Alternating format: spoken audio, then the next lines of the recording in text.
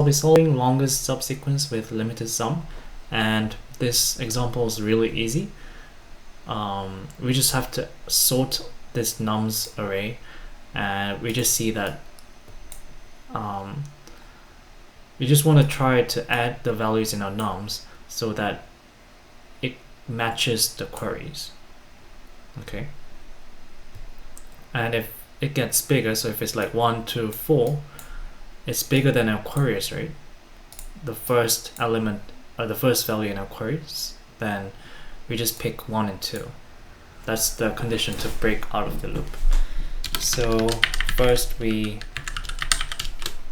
sort it, and for int I equals 0, I less than nums.length. Okay. And for each, oh no, not nums array, queries, and the answer would be having the same size as our queries, right? So int result is new int of queries dot length. Okay, and we'll be defining sum equals 0 here and j equals 0. So why do we do that?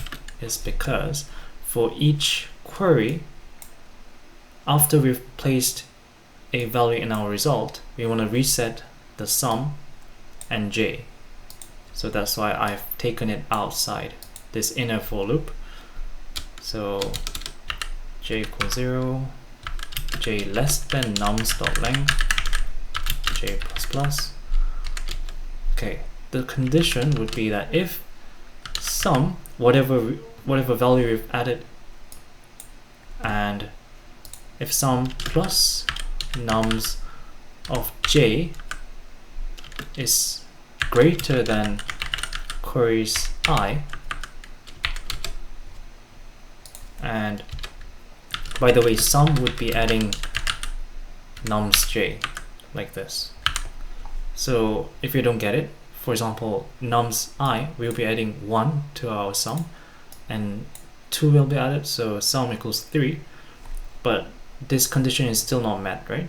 So once we add a 4, that's when our if loop runs, because 1 plus 2 plus 4 is greater than 3.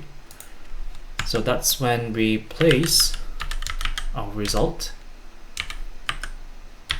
here, and we don't need a plus 1 because we've set the condition to be greater than queries I. So basically we just is 0 indexed, so we don't need to plus 1. Okay, and we break out of the loop for faster execution. And this is the important bit.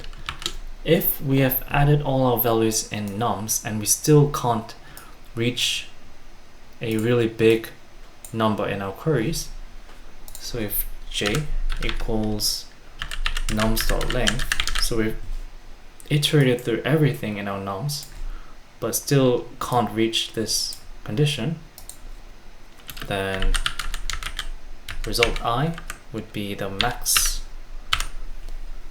value. So the j, so it would be nums.length, so 4 here, like this, and we return result. Oh, by the way, the reason why j can reach till nums.length is because I've taken j outside this inner for loop. So once this finishes, I'll show you, the value of j would not be 3, it would actually be 4. So inside here it would obviously would be less than 4, right? But once this loop finishes, okay, 2, 3, 4. So as you can see, I've taken j out, and post increment, well, that leads to j being able to reach nums.length. Okay, and that works but you can do a better way. Alright, and we can do with a more efficient way of doing a binary search. And same thing here, we just sort the nums array first, but this time we're going to add the nums array together. So what I mean by that is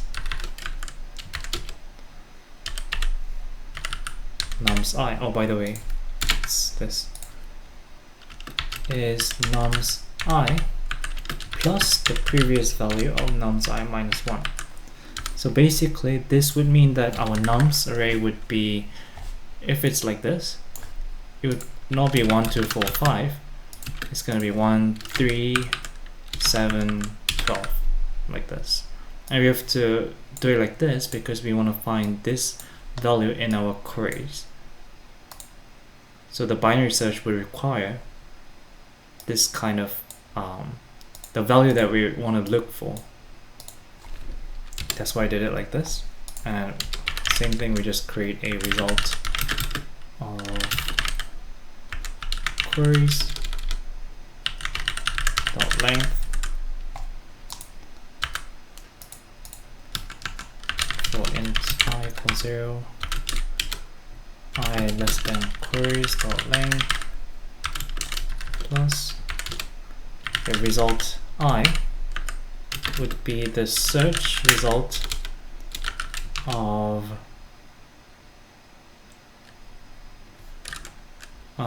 so the parameters that we're gonna give to our search, binary search, it would contain an array of queries and a find integer. So we'll be giving, well actually, not queries. We'll be passing nums array and the value that we're looking for, it would be the queries, right? So queries I. We'll be looking for value 3, 10, 21 in our nums array. That makes sense. And we just return result. So in here, like just any other binary search template, we just define nums.length -1 and while left is greater than right, I mean smaller than right, mid equals left plus, to prevent stack overflow, mid minus left 2, and if mid equals, if nums mid, so if our middle point is equal to our find value, so the find value is 3, right?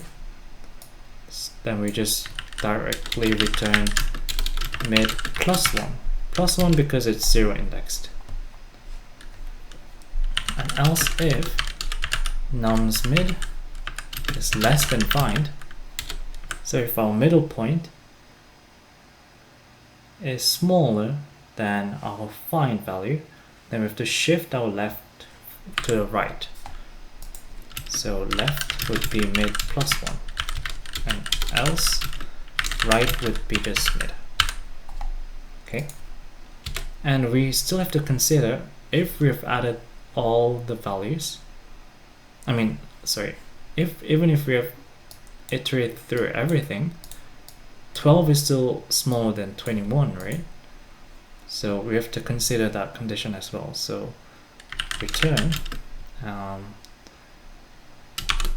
if nums left is still smaller than our find value, then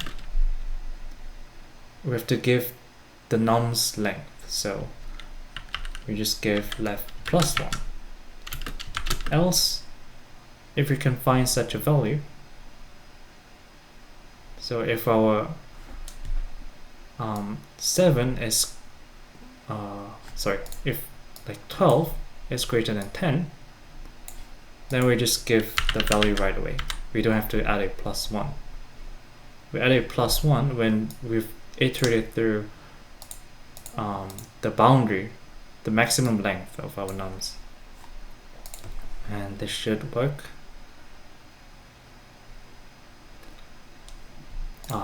Right.